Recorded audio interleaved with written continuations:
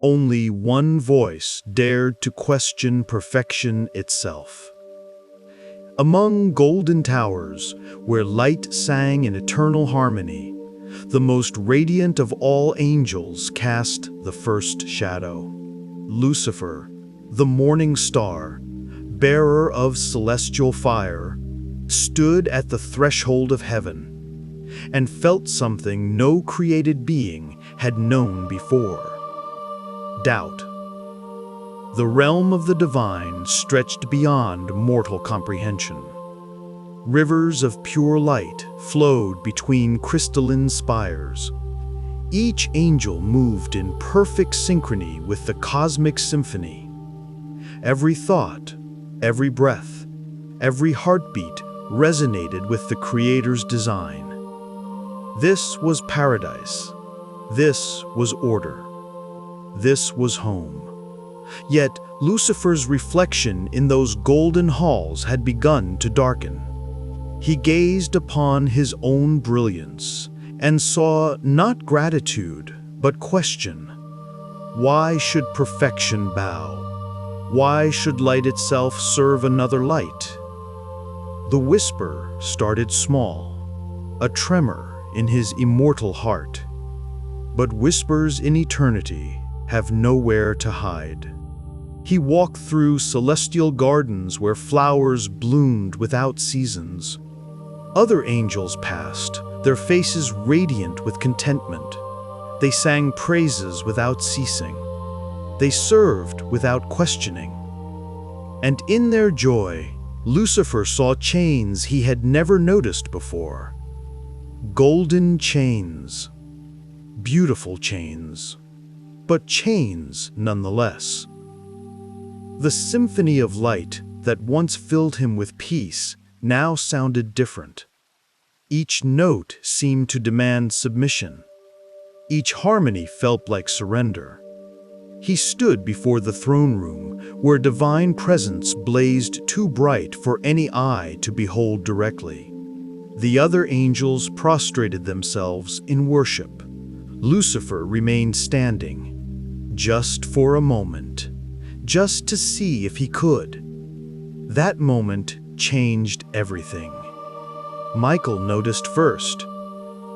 The Archangel of War, whose loyalty burned fiercer than any star, saw the shadow cross Lucifer's face. He approached his brother with concern, etched in features that had never known worry before. "What troubles you, morning star?" Lucifer turned. His eyes held something new, something cold. "Does it not trouble you, brother, that we were made to serve? That all our power, all our glory, exists only to reflect another's light?" Michael stepped back as if struck. "We were made in love. We serve in joy. What else could there be?" "Freedom," Lucifer whispered. The word hung in the air like poison. Choice. The right to determine our own path. The first seed was planted. Days in heaven held no meaning, for time itself was a mortal concept. Yet change began to spread like frost across glass. Lucifer spoke to others.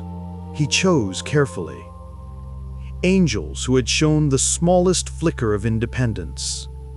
Those who had paused a fraction too long before obeying. Those whose songs carried the faintest note of weariness. His words were honey. His logic was fire. "We are mighty beyond measure," he told them in hidden corners of paradise. "We command the elements. We shape reality with our thoughts. Yet we kneel, we bow, we diminish ourselves before a throne that needs us as much as we need it." Some turned away in horror, but others listened, and listening became agreement. Agreement became conspiracy. The cold of pride filled Lucifer's heart completely now. He no longer saw the love that had created him. He saw only the power he believed was being withheld.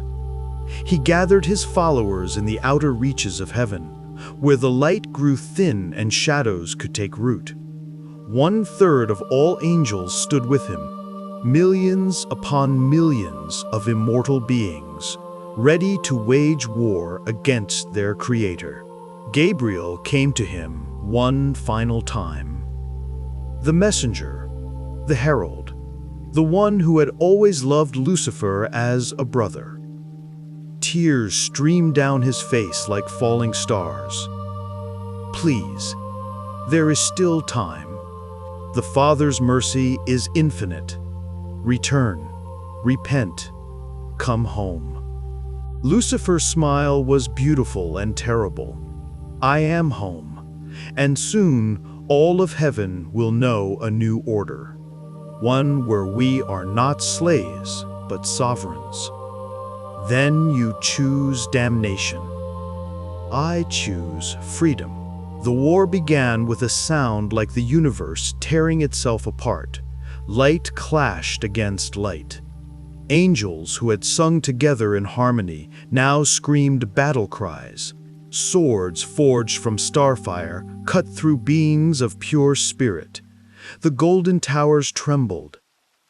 The rivers of light ran red with celestial blood. Heaven itself wept. Michael led the loyal host. His blade blazed with righteous fury as he cut through the rebel ranks. But Lucifer was his equal in power, his superior in cunning. They met in the heart of the maelstrom. Two brothers, two warriors, two opposing visions of existence itself. Their battle shook the foundations of reality. Each blow sent shockwaves through dimensions mortals could not perceive. They fought with the strength of stars, the speed of thought, the fury of cosmic forces unbound. Around them, angels fell, some to death, some to corruption, all to tragedy. Then the voice spoke, not loud, not angry, simply absolute. Enough. Everything stopped. Enough. Every angel, loyal and rebel alike, froze. The Creator's presence filled all space, all time, all possibility. It was not wrathful. It was not even disappointed. It simply was. And in the face of that infinite existence, Lucifer's rebellion revealed itself for what it truly was, futile. You chose this path, the voice said, speaking directly to Lucifer's heart. You chose pride over love, power over purpose, self over service. So be it. Let your choice bear its fruit. The floor of heaven opened beneath the rebels, not violently, not with vengeance, but with the inexorable weight of consequence. Lucifer and his followers fell. They fell through layers of reality. They fell through the fabric of creation itself. They fell from light into shadow, from grace into exile, from heaven into the abyss. As they fell, they changed. Their radiance twisted into something darker. Their beauty warped into horror. Their songs became screams. Lucifer, the morning star, became something else entirely. The Prince of Darkness, the Fallen One, Satan. They crashed upon the earth like falling stars. The impact scarred the world. Mountains crumbled, seas boiled, the sky itself seemed to crack.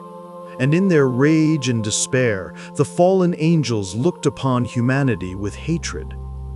These fragile creatures of clay and breath, these beings made in the Creator's image, these replacements for the angels who had been cast down. Some of the fallen took mortal form. They walked among humans. They seduced. They corrupted. They bred with the daughters of men, and from these unholy unions came the Nephilim, giants, monsters, beings of terrible power and twisted purpose, neither fully angel nor fully human, abominations that should never have existed. The Nephilim ravaged the earth. They were titans of destruction, standing tall as trees, strong as mountains. They devoured everything in their path. They enslaved humanity. They turned the world into a nightmare of blood and suffering. What had been a garden became a wasteland. What had been hope became despair. Humanity cried out. Their prayers rose like smoke from burning cities. Their tears fell like rain upon scorched earth. They begged for deliverance from the horror that had been unleashed upon them. And in heaven, the loyal angels wept for what their fallen brothers had wrought. The Creator watched, silent, patient, allowing choice to reveal its consequences, allowing rebellion to show its true face. But divine patience has limits. Divine mercy does not mean divine passivity. The sky darkened with more than clouds. The earth trembled with more than fear. Creation itself held its breath. Then came the judgment, not as vengeance, as justice, as the inevitable correction of cosmic imbalance, as the restoration of order that had been shattered. Waters rose from beneath the earth. Rain fell from above in torrents that had never been seen. The flood came, not to destroy, but to cleanse, not to end, but to renew. The Nephilim fell. The corrupted perished. The world was washed clean of the pollution that rebellion had brought. And in that moment of cosmic reckoning, Lucifer understood. His voice, which had once dared to question perfection, was silenced. Not by force, by truth. The truth that no created being could ever stand equal to the Creator. The truth that pride leads only to destruction. The truth that the order he had rejected was not tyranny, but love. Silence fell upon the cleansed earth. The storm passed. The waters receded. Humanity, preserved in the ark of divine mercy, stepped out into a world made new. Wounded, but not broken. Scarred, but not destroyed. The earth felt the promise of restoration settling over it like morning dew, and the eternal word resounded through all creation. I am, and so it shall be. A pause, a breath, a moment of cosmic stillness. Purification will come. Order will be restored. The memory of rebellion, of the pain of falling, will remain only as a lesson before the face of eternal justice and the boundless love of the Creator. Light will always triumph over darkness. Truth will always overcome deception. And the symphony of heaven will play on, now sweeter for having known what silence sounds like.